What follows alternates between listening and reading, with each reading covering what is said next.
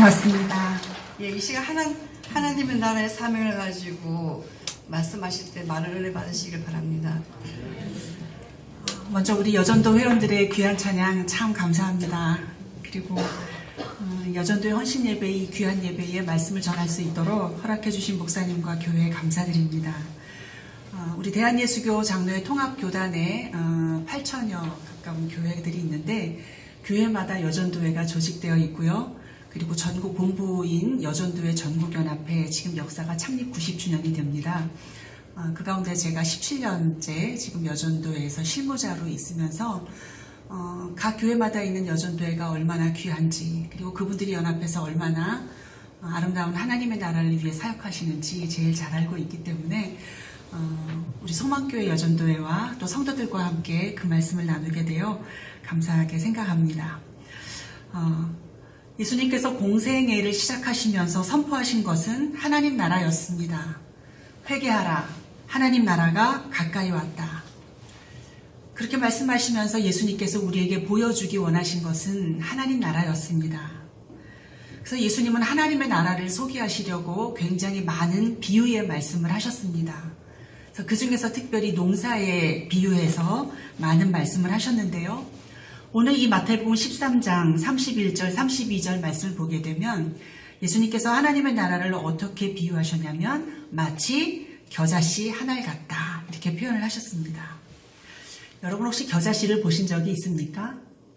이 집 가운데 보신 분도 있고 아직 못 보신 분도 계실 텐데, 여러분 겨자씨가 어떻게 생겼나 궁금하시거든 손에 볼펜을 들으시고 가지고 계신 주보에다가 콕 한번 이렇게 찍어 보시면 됩니다. 제가 그 전도사 시절에 담임 목사님이 이렇게 부르셔서 이 전도사 성지순례 못 가봤지? 그러셨어요. 네, 못 가봤는데요. 겨자씨 못 봤지? 네. 설교할 때 필요할 때니까 이거 받으라고 하시면서 겨자씨 두 알이 이렇게 있는 걸 코팅을 해서 주셨어요. 이 겨자씨가 너무 작아서 어디 있는지 못 찾을까봐 굵은색 매직으로 이렇게 테두리를 지어서 겨자씨 두 알을 놓고 코팅을 해서 주셨는데 보니까 정말로 볼펜으로 콕 찍은 것만큼 그렇게 작게 생겼더라고요. 그래서 예수님도 오늘 뭐라고 표현하셨냐면 이는 모든 씨보다 작은 것이다. 그런데 자라면 어떻게 되나? 풀보다 커서 나무가 되매 공중의 새들이 와서 깃들인다, 이렇게 표현하셨습니다. 이 겨자씨는 배추과에 속하는 그런 1년생 혹은 2년생 식물인데 향기가 굉장히 좋아서 양념으로 쓰이거나 약재로 쓰이거나 식용으로 쓰이거나 그렇게 한다고 합니다. 그래서 한 보통 1m 정도 자라는데 예수님 사시던 이 팔레스틴에서는 이게 생장력이 너무 좋아서 한 3m 정도까지 자랐대요. 그래서 그 사람들은 자기의 정원의 정원수로 심는 사람들이 있었다고 합니다. 그러니까 씨로 보면 세상에서 가장 작은 씨인데 이것이 자라면 3m까지 자라서 공중의 새들이 깃들이는 풀보다 커서 나무처럼 되는, 예수님께서 이것을 하나님 나라가 이와 같다라고 말씀하셨다는 것입니다. 저는 이 말씀을 보면서 그 한국의 개신교 초기 역사를 생각을 하게 됩니다. 여러분 우리나라에 개신교가 들어온 지 이제 130여 년이 되는데요. 기독교가 처음 들어왔을 때의 모습은 어땠을까? 개신교 첫 번째 순교자인 토마스 선교사님의 이야기를 여러분이 아마 잘 알고 계실 것입니다. 토마스 선교사님은 영국 분이신데요. 제일 처음에 파송을 받으실 때 조선으로 파송을 받으신 게 아니라 중국으로 파송을 받으셨습니다. 그런데 이 선교사님을 파송한 런던 선교회가 선교사님을 보내면서 중국 땅에 가긴 가는데 조그만 도시로 가지 마라. 거기는 치안이 좋지 않기 때문에 생명이 위험할 수 있으니 북경이나 상해 같은 대도시로 가라, 이렇게 이야기했답니다. 그래서 토마스 선교사님이 제일 처음 사역을 시작하신 곳이 상해였는데 결혼한 지 얼마 안 된 아내를 데리고 상해에 정착을 해서 이제 당시 임신 중이었던 아내를 집에 두고 인근 지역에 나가서 선교 활동을 마치고 집에 돌아와 보니까 임신 중이었던 아내가 혼자서 피를 쏟고 유산을 하고 죽어 있는 것을 발견하게 되었습니다. 근데 선교사님 나이가 25살이었다고 합니다. 그러니까 첫 번째 선교지의 발령을 받아서 아직 첫 번째 선교 보고를 보내지 않은 그 초창기였는데 사랑하는 아내를 그 선교지에서 잃게 된 것입니다. 그래서 선교사님이 보고를 쓰면서 내가 첫 번째 선교 보고를 이런 내용을 쓰게 될 줄은 미처 몰랐습니다. 사랑하는 아내 캐롤라인이 지난달에 세상을 떠났습니다. 그렇게 선교 보고를 보냈다는 것입니다. 그리고 나서 이제 슬픔에 빠져서 비탄에 빠져서 절망하고 선교사직을 포기하려고 한 그때에 들은 소식이 뭐냐면 조선이라고 하는 나라에는 지금 천주교인들이 다 참수를 당하고 있다. 그렇게 이야기를 듣고 나는 조선에 가서 선교해야 되겠다. 이렇게 결정을 하고 조선에 들어오게 되는데 첫 번째 들어왔을 때는 조선이 어떤 땅인가 잠시 보고 다시 중국으로 가서 조선 사람들에게 나눠줄 성경책을 번역을 해가지고 1866년도에 다시 한국 땅으로 들어오게 됩니다. 근데 그때가 유명한 사건이 뭐냐면 제너럴 셔먼호라고 우리나라 국사교과서에 나오는 사건입니다. 선교사님이 이 배를 타고 대동강변에 도착했을 때 조선의 군인이 이 배에다 불을 지르게 됩니다. 그래서 배에 탔던 모든 사람들이 다 육지로 나오게 될 때에 선교사님이 조선 사람들에게 나눠주려고 번역해서 갖고 온 그 성경책을 품에 안고 나와서 대동강변에 발이 닿자마자 야소 야소 야소 이렇게 외치면서 사람들에게 성경책을 나눠주고 그 자리에서 칼에 찔려서 순교하셨다는 거예요. 그 선교사님 나이가 26살이었습니다. 여러분 선교사님의 죽음이 어떻게 생각되십니까? 오래오래 살면서 선교의 열매를 많이 맺었으면 좋았을 텐데 마치 겨자씨 한 알처럼 너무 미약해 보이는 이 선교사의 첫 번째 순교. 그러나 이 선교사의 죽음으로부터 한국 교회에 떨어진 그 씨앗이 130여 년이 지난 지금 이렇게 성장하고 또 선교하는 한국 교회를 이루고 있고 또 그것으로부터 연유해서 여전도회가 시작되었다는 것입니다. 이 선교사님이 죽을 때 성경책을 나눠주었는데 성경책을 받은 사람들이 여럿 있었기 때문에 당시 평양 가명에서는 성경책 받은 사람 다 갖고 와라. 그래서 불을 태워버리라고 명령을 내렸답니다. 그래서 평양 가명의 경비 역할을 맡았던 박영식이라고 하는 사람이 성경책을 다 수거하는 역할을 맡았는데 당시에 16살 먹은 최취량이라고 하는 아이가 토마스 선교사님에게 받은 성경책 3권을 박영식에게 갖다 주었을 때 선교사 이 박영식이 어찌된 영문인지 모르지만 성경책을 불태워버리지 않고 자기 집에 가져다가 도배를 했답니다.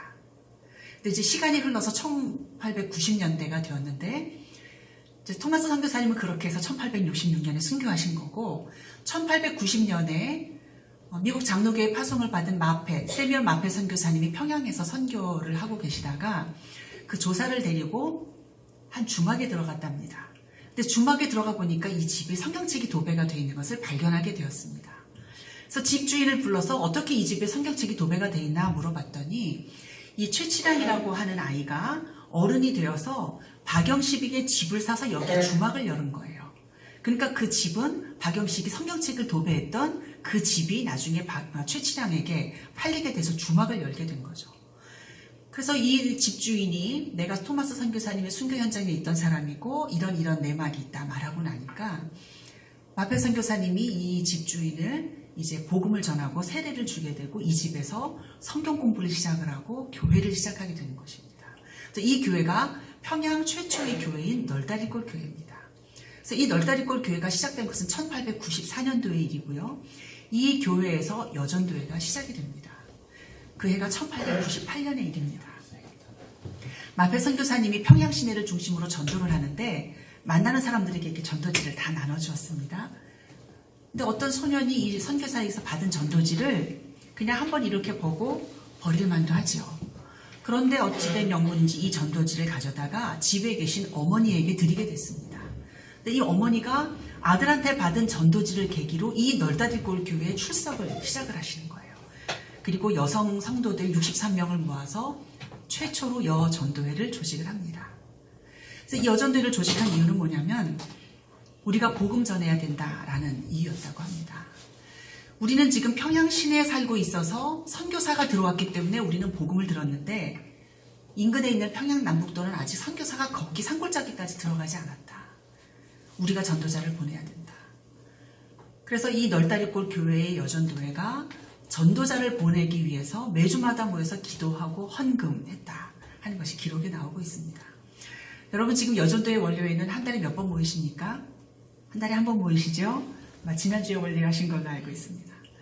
만약에 매주 원래 한다고 하면 나 여전도 회원 안 할래 하는 분들이 아마 많이 나올 것입니다. 그런데 여성 성도들이 복음을 전하기 위해서 매주마다 모여서 기도하고 헌금했다. 여러분, 그런데 복음을 들은 사람이 여성 성도만 있었을까요? 분명히 남성 성도들이 먼저 복음을 듣게 되었습니다. 왜냐하면 그 당시 문화로는 여성들에게 남성이 다가가서 복음을 먼저 전할 수 없기 때문에 그렇습니다. 남성 성도들하고 남자들하고는 눈도 마주치지 못하는 그런 사회에 살고 있었기 때문에 분명 남성들이 먼저 선교사로부터 복음을 들었습니다. 그런데 왜 여성들이 이렇게 복음을 전하는 일에 더 앞장섰을까요? 그다시 사회 상황을 보면 됩니다. 조선의 500년을 내려오던 그 유교는 한마디로 표현하면 가부장제라고 말할 수 있습니다. 가부장제의 핵심은 뭐냐면 남자를 통해서 가문의 전통이 이어진다라고 하는 것이었습니다. 그래서 결혼한 여성의 제일 중요한 사명은 뭐냐면 아들을 낳는 것이었어요. 그래서 아들을 낳지 못하면 쫓아내도 좋다라고 하는 것이 칠거지약의 첫 번째 항목이었습니다. 그래서 결혼한 여성들은 어떻게 해서라도 아들을 낳아야 됐고, 아들을 낳을 때까지 딸을 낳았고, 그래서 그 딸들이 많은 가정에서는 그 딸의 별명을 뭐라고 불렀냐면 심지어는 끝순이, 막순이, 또 딸 낳아서 섭섭이 이렇게 불렀다는 거예요. 딸에게는 호적에 올라갈 이름을 지어주지 않았고, 아들을 낳을 때까지 딸을 낳고, 심지어 아들을 못 낳으면 씨바지를 들여서든지 첩을 얻어서라도 아들을 낳아야 된다. 그래서 그 시대에 여성들이 갖는 그 마음의 상처와 한이라고는 이루 말할 수 없었다는 것입니다. 그래서 여러분 잘 아는 그 속담이 있는데요. 5, 6월에 여성이 서리를 품으면 여성이 한을 품으면 5, 6월에도 서리가 내린다라는 말이 생겼을 정도로 여성들이 당했던 그 서름과 한은 이루 말할 수 없다는 것입니다. 그래서 선교사들이 한국에 왔을 때 뭐라고 표현했냐면 사람 사는 모양들이 사람 같아 보이지는 않고 짐승보다 조금 나아 보였다. 이렇게 선교복을 쓴 사람도 있고요. 여성은 태어나면서 환영받지 못하고 자라면서 사랑받지 못하고 죽을 때까지 노예처럼 일만 해야 했다. 선교사들은 그렇게 자기 나라에 선교복을 보냈다고 합니다. 이런 문화 가운데서 자라난 여성들이 들은 복음의 핵심은 무엇이냐면 하나님은 우리를 사랑하신다는 거예요. 얼마나 사랑하시는지 독생자를 십자가에 대신 내어줄 만큼 우리를 사랑하셨다는 것입니다. 여성들이 이 복음을 듣게 되었을 때 그 독생자가 의미하는 바가 무엇인지 알았습니다. 우리 할머니는 아들을 낳지 못해서 쫓겨나고 당한 서름이 있는데 하나님은 우리를 얼마나 사랑하시는지 그 딱 하나 있는 외아들을 십자가에 대신 내어주고 우리를 구해내셨다는 그 내용이었습니다. 그래서 여성들은 이 복음을 전할 수밖에 없었습니다. 선교사가 아직 들어가지 못한 곳에 우리가 전도자를 보내서 복음을 전해야 된다. 그래서 기록을 보게 되면 이 평양의 널다리골 교회 이 한 교회 여전도에 시작된 지 10년이 되던 1908년도에 제주도로 선교사를 파송합니다.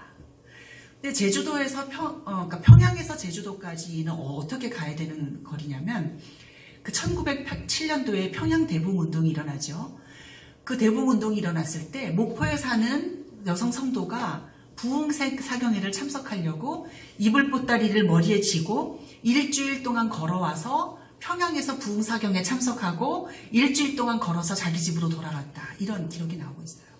그러니까 그 당시에 평양에서 제주도로 선교사를 보내려면 일주일 동안 걸어서 목포까지 내려와서 배 타고 건너가야 되는 정말 매국처럼 여겨지던 그 제주도에 한 교회 여전도회가 기도 선교사를 파송했다라고 하는 것입니다.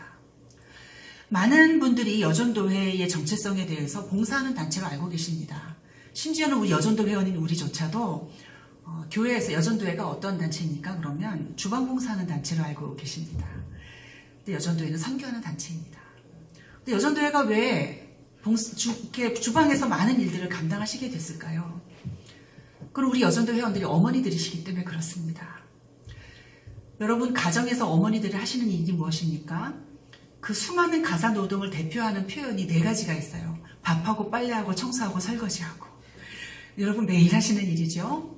그런데 매일 반복되는 그 일이 할 때는 표시가 안 나다가 너무 바빠서 며칠 동안 설거지를 못했다든지 아니면 팔이 다쳐서 혹은 다리가 다쳐서 집안 청소를 못하고 일주일쯤 지났다고 그러면 먼지들이 자기들끼리 친해져서 이렇게 뭉쳐다니기도 하고 집안에 온 그릇이 나와서 쌓여져 있기도 하고 하지 않으면 표시가 나는 그런 일들이라는 거예요. 할 때는 잘 몰랐는데.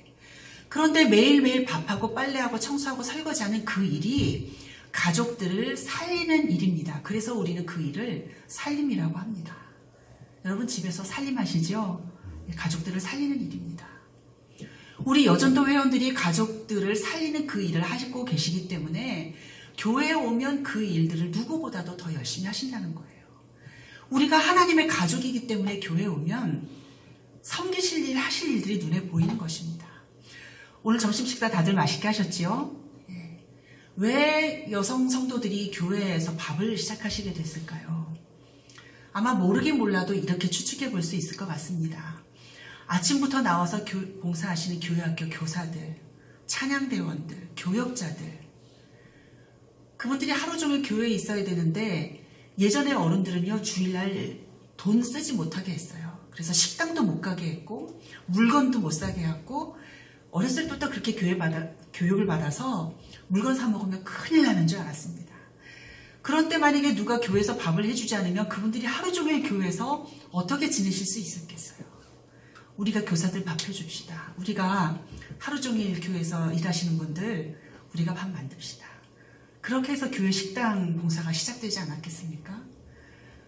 가정의 살림을 담당하시는 분이다 보니 여전도 회원들이 교회 구석구석에서 특별히 어려운 자리에서 수고하시게 되었다는 것입니다. 그렇게 봉사의 자리에 늘 있어도 여전도의 정체성은 선교하는 일이라는 것입니다. 그런데 이 선교하는 일은 우리 혼자의 힘으로 감당하는 것이 아니라 우리가 늘 연합해서 감당했다는 것입니다. 저는 여전도의 전국연합회에서 일하는데요. 1928년도에 여전도의 전국연합회가 조직되었을 때 그때 우리 교단에는 11개 연합회가 있었습니다. 지금은 우리 교단에 67노회가 있고 여전도에는 전국적으로 70연합회가 있습니다. 그 가운데 우리 소망교회는 평양노회의 여전도회 연합회에 속해 있죠. 우리 교회가 평양노회 소속입니다. 그런데 당시에 11개 연합회가 모였을 때 중요한 일을 하게 되는데 첫 번째는 뭐냐면 여전도의 회칙을 제정한 일이고 두 번째는 선교비를 교단 총회에 갖다 드렸습니다. 우리 교단 총회가 1912년에 창립이 되어서 지금 100주년을 한참 지났습니다. 그런데 그 당시에 여전도회가 교단총회에 갖다 드린 선교비가 얼마였냐면 1260원이었다고 합니다. 1230원. 근데 1230원이 얼마나 큰 돈이냐면 그 당시에 금 한 돈이 2원 하던 시절입니다. 1905년도에 일본이 우리나라와 그 을사보호조약, 우리 학교 다닐 땐 그렇게 배웠어요. 을사보호조약을 1905년도에 체결했다. 우리가 니네 보호해줄게. 그렇게 해서 강제 조약을 맺으면서 일본 군대를 우리나라에 파송했을 때 일본 군대가 이 땅에서 사용하는 모든 경비를 다 우리에게 물렸다는 거예요. 그때 우리가 얻은 차관이 1,300만 원입니다. 그래서 이 국채를 갚기 위해서 남성들은 금주금연 운동을 벌였고 여성들은 감선회라고 해서 반찬의 가짓수를 줄여서 나라빚을 갚자. 탈환회는 손에 있는 가락지를 빼서 우리가 나라빚을 갚자. 그런 폐물폐지 운동, 이런 국채 보상 운동을 일으켰다는 거예요. 근데 그 기록에 보게 되면 금 한 돈이 2원이었다고 합니다. 그러니까 금 한 돈에 2원 하던 시절에 1230원이면 금 615돈에 해당하는 큰 돈이고 오늘날로 말하면 1억 2천만 원이 넘는 그 큰 돈을 1928년에 일제치하에서 고통받던 시절에 우리 선배 여전도 회원들은 교단총회에 그 큰 헌금을 들여서 선교하도록 쓰시도록 했다는 것입니다. 그런데 여전도회가 1930년도에 우리가 해외로 단독 선교사 파송하자 그런 결정을 합니다. 일제가 점점 더 극악하게 우리를 괴롭혔기 때문에 고향을 등지고 중국 본토로 들어가서 사는 사람들이 많아지게 되었습니다. 그래서 평양하고 나란히 있는 그 산동성에 한국 사람들이 많이 가서 살게 되었다고 합니다. 우리 고국 동포들이 있는 곳이면 우리가 선교사를 파송해야 된다. 그래서 여전도회가 1931년에 단독으로 해외 선교사를 파송하게 되는데 김순호라고 하는 여자 선교사님을 파송하게 되고 그때부터 여전도회가 해외 선교사를 파송해서 지금껏 해외 선교를 동역을 하고 있습니다. 여러분들이 이제 평양노회, 여전도회 연합회, 연합사업에도 관심을 갖고 많이 참석해 주시면 좋은데요. 지금 여전도회 전국연합회가 지연합회의 헌금을 통해서 전 세계 28개국 42개 선교지를 후원하고 있습니다. 우리가 하나님께 드린 것은 정말 겨자씨처럼 적은 것이었는데 이것이 전국에 있는 모든 여전대 회원들이 다 함께 협력을 하기 때문에 42개 선교지를 여전도회 이름으로 선교사를 후원하고 파송하고 지금껏 지원하고 있다는 것입니다. 이 복음을 전하는 사명, 이것은 하나님께서 목사와 선교사에게만 주신 사명이 아니라 예수 이름으로 구원받은 우리 모두에게 주신 사명이기 때문에 여전도회라는 이 단체를 통해서 우리 함께 힘을 모아서 하나님 나라를 위해 연합하고 수고하는 것입니다. 우리가 파송하는 선교사님들 중에 제가 잘 말씀드리는 분이 모리타니아의 권경숙 선교사님이라는 분이 있습니다. 이분은 태권도 사범으로 모리타니아에 처음 가셨는데요. 모리타니아에 가신 지 24년이 되셨습니다. 그런데 그 모리타니아는 국가 공식 명칭이 뭐냐면 모리타니 이슬람 공화국이 국가 공식 명칭이에요. 그러니까 그 국교가 뭐겠습니까? 이슬람교회인 거예요.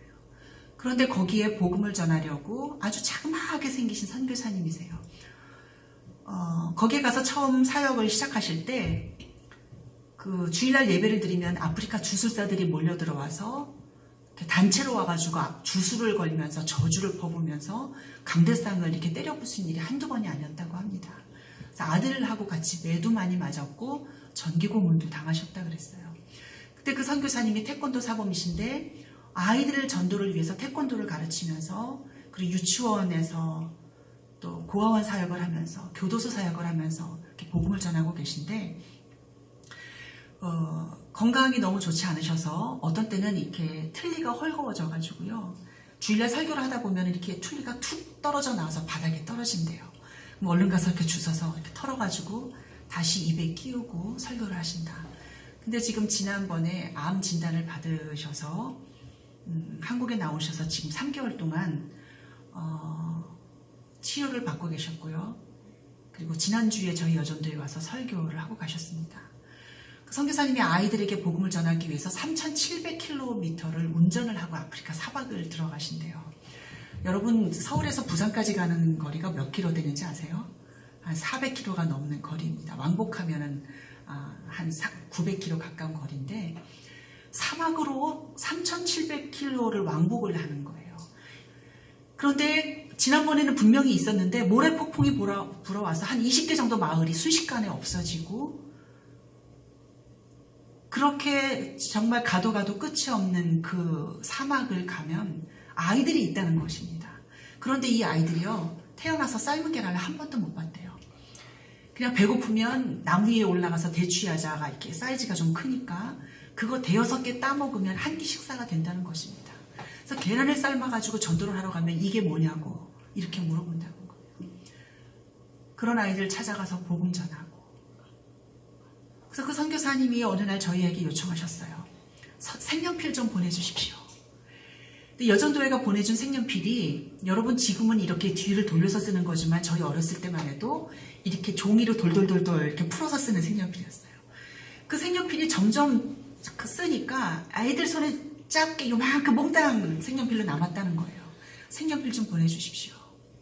근데 저희 여전도회가 이렇게 매월 보내는 생활비 외에는 책정된 예산이 없어서 제가 어느 날 연합회 세미나 가가지고 색연필, 선교사님이 색연필 필요하다고 하는데 색연필 헌금해 주실 분 있으면, 전하는 분 있으면 헌금해 주십시오. 이렇게 말씀을 드렸어요.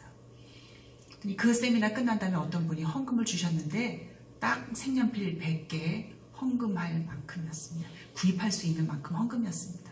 그래서 제가 그 봉투를 들고 그 다음 세미나 때 전국에서 오신 회원들한테 아프리카에 계신 선교사님이 색연필을 보내달라고 하는데 색연필 값은 헌금해 주셨습니다. 그런데 거기는 배 타고 못 가고 꼭 항공으로 가기 때문에 색연필 값보다 항공료가 더 많이 듭니다. 여러분들 중에 감동이 되시는 분 헌금해 주십시오. 또 말씀드렸어요. 그랬더니 어떤 분이 5만 원, 어떤 분이 10만 원 해서 30만 원이 채워졌어요. 그래서 색연필 100자루를 보냈는데 그 선교사님이 뭐라고 선교포고를 보내주셨냐면, 복사기가 없기 때문에 토요일 밤이 되면 자기가 본을 밑에다가 놓고 이 본을 뜨는데 100장씩 하다 보면 여기 팔이 퉁퉁 붓도록 아프답니다. 그런데도 감사합니다. 아이들에게 예수님 이야기를 전하면서 여러분이 보내주신 그 색연필로 색칠하면서 내가 그렇게 예수님 이야기를 전할 수 있어서 감사합니다. 팔이 퉁퉁 붓는 건 얼마든지 괜찮습니다. 여전도에 너무너무 감사합니다. 이렇게 선교 보고를 보내주셨습니다. 여전도회가 지금까지 선교하는 이것을 보게 되면 가진 것이 많아서, 돈이 많아서 저희가 선교를 한 적은 없습니다. 아마 우리 소망교회 여전도회도 마찬가지일 거라고 생각합니다. 우리가 가진 것이 많아서 하나님의 일을 하는 것이 아니라 이 일이 하나님 나라를 위하여 꼭 필요한 일이라고 생각했을 때 자원해서 먼저 헌신하시는 분들이 계셨기 때문에 우리가 마음을 모아 지금까지 하나님의 일을 감당하셨을 것입니다. 그렇게 수고하고 헌신하시는 여전도 회원들 덕분에 소망교회 40년 넘는 역사 동안 이 아름다운 교회로, 행복한 교회로 성장했으리라고 믿습니다.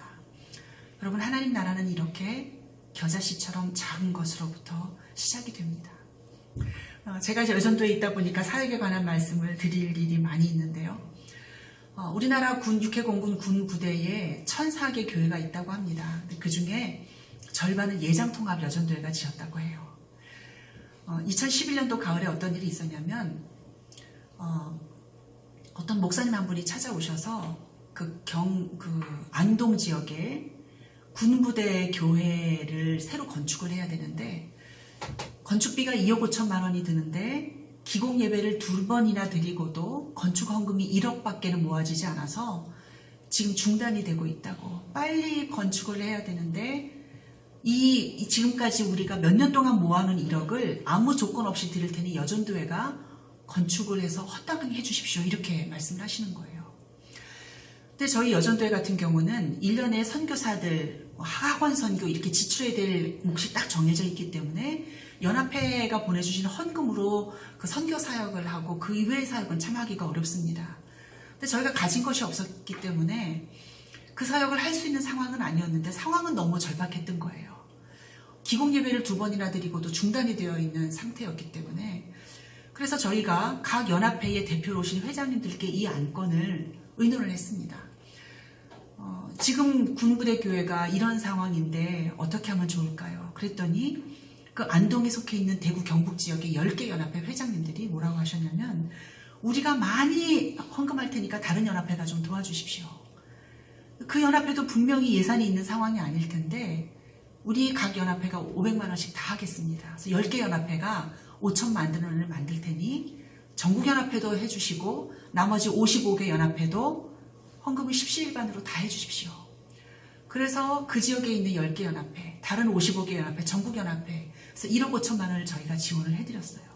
그래서 그 헌당식을 할 때 제가 참석해서 보니까 그 한국기독교 군선교연합회, 개신교의 군선교를 하는 그 단체의 사무총장님이 오셔서 우리나라 군부대 1,004개 교회 중 절반은 여전도회가 건축을 했습니다. 이렇게 보고를 해주셨습니다. 근데 우리 예장통합 여전도회가 1961년도에 군선교를 시작할 때 덮버섯 10,000켤레를 군부대로 떠보냈습니다. 군대 다녀오신 우리 남성 성도님들, 우리 장로님 집사님들은 군부대가 얼마나 추웠는지 다 경험하셨을 겁니다. 꼭 군부대는 산속에 있어요. 겨울이면 그렇게 추워요. 그래서 저도 목사님 따라 군대에서 4년 동안 살았기 때문에 얼마나 추운지 알고 있습니다. 근데 여전도 회원들이 1961년부터 덮버섯 10,000켤레를 손으로 떠서 군부대 보내기 시작했는데 그것이 시간이 지난 다음에 우리 덮버섯 보내지 말고 회원 1인당 1,000원씩 군선경금하자. 1년에 1,000원. 그래서 지금은 전국에 있는 여전도 회원들이 군선경금을 얼마나 드리냐면 3,000원을 드립니다. 여러분 3,000원 가지고 어떻게 선교를 하실 수 있겠습니까? 이 3,000원이라고 하는 돈은 짜장면 한 그릇도 사 먹지 못하는 적은 헌금입니다. 내 주머니에 있으면 이것이 쓰임새가 정말 적은 그런 돈이지만 그러나 전국에 있는 모든 여전도회가 다 협력하기 때문에 지금도 11개 육해공군 포스트가 되는 중요한 군부대 교회들 후원하고 있고요. 여자 교역자들을 연무대 교회에 파송해서 선교사역을 지원을 하고 있습니다. 우리 손에 있으면 적은 것이지만 그것이 하나님 나라를 위해 드리게 되면 하나님은 그것을 통해서 놀랍게 하나님 나라를 이루십니다. 겨자씨처럼 그 작은 씨앗 하나리, 그러나 자라면 공중의 새들이 깃들이는 그런 큰 나무가 되는 것처럼 하나님 나라는 이렇게 적은 것으로부터 시작해서 이루어 가신다고 하는 것입니다. 예수님이 이 땅에 오신 일, 바로 이것이 하나님 나라의 시작이었습니다. 하나님께서 예수 그리스도를 이 땅에 보내실 때 우리가 하나님께 사랑받을 만하거나 우리가 칭찬받을 만하거나 우리가 의로워서가 아니라 죄인인 우리를 살리시려고 그 독생자 예수를 보내심으로 그 예수 그리스도의 십자가 보혈을 통해서 우리가 하나님의 자녀가 되었습니다. 근데 여러분 보십시오. 여러분이 우리가 하나님을 믿게 되었다니 이 사실이 기적처럼 놀라운 일이 아닙니까? 저는 제가 목사가 된 것보다 그리스도인이 된 것을 더 놀라운 기적으로 여깁니다. 우리가 예수 그리스도를 눈으로 직접 보고 만져본 사람이 아무도 없습니다. 2000년 전에 계시던 예수 그리스도, 우리 동네 사람이 아니라 텔레비전만 틀면 나오는 그런 분이 아니라 지구 반대편에 계시던 그분을 어떻게 우리가 구세주로 고백하게 되었냐는 것입니다. 하나님이 우리를 자녀 택하시고 성령님을 보내주셔서 그 예수 그리스도에 대한 말씀을 듣게 되었을 때 이것이 나를 위한 사건이라고 우리가 믿고 예수 그리스도에 대한 믿음을 고백하고 하나님의 자녀가 되었다는 것입니다. 이 놀라운 복음을 전해주기 위해서 130여 년 전에 선교사들이 이 땅에 와서 수없이 많이 순교했습니다.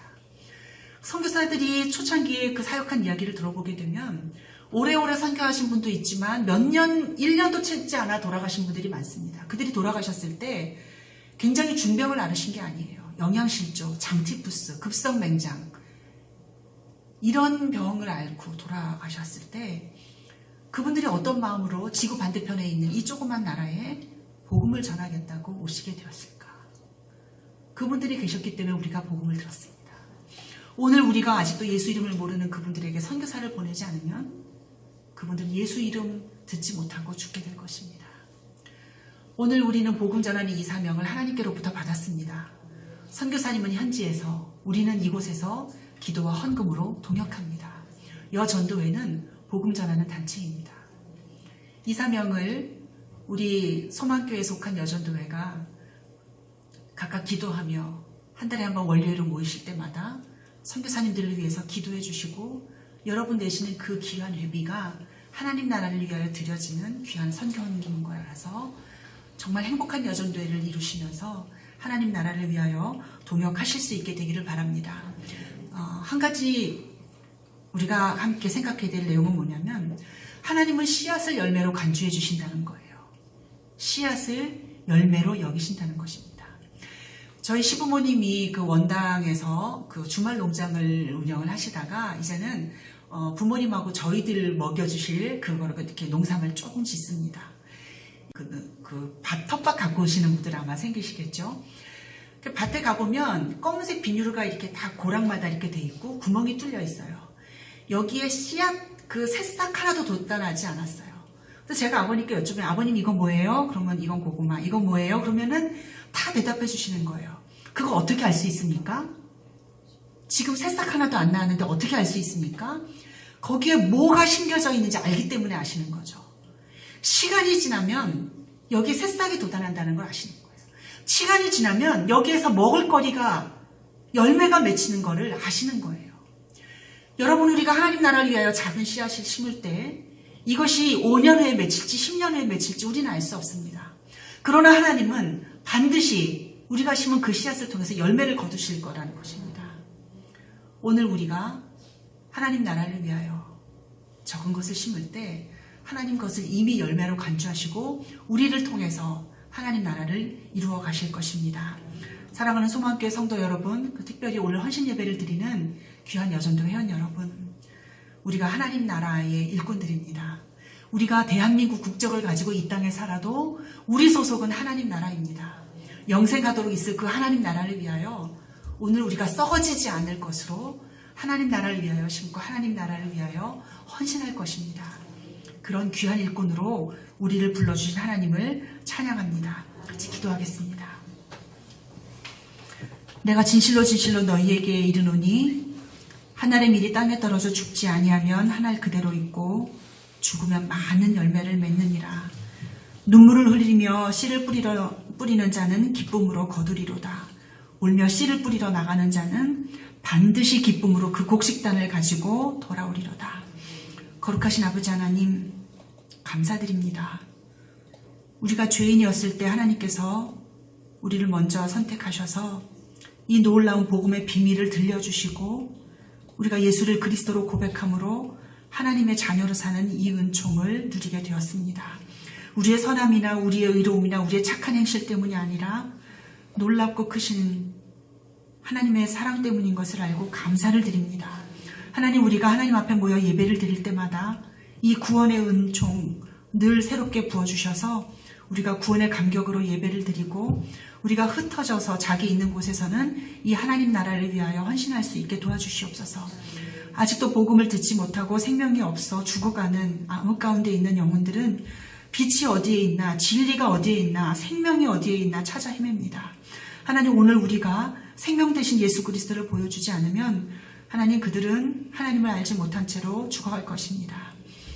우리를 불러서 하나님의 자녀로 삼아주신 것은 우리 자신만을 위하여 무엇을 먹을까, 무엇을 마실까, 몸을 위하여 무엇을 입을까 염려하다가 사는, 죽는 그런 삶이 아니라 오직 하나님의 나라와 하나님의 의를 위하여 사는 거룩하고 복된 삶으로 우리를 불러주신 줄 압니다.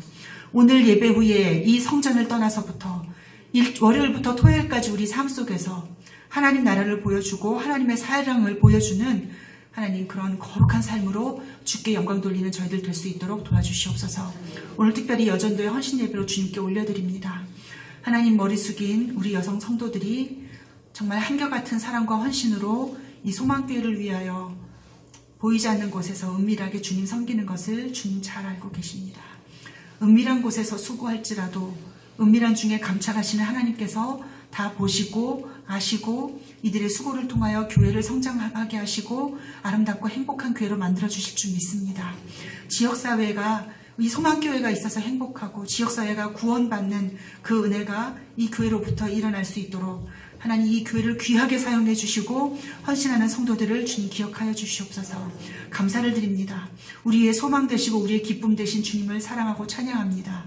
이 모든 말씀을 거룩하신 예수님 이름으로 기도합니다. 아멘. 받으셨죠?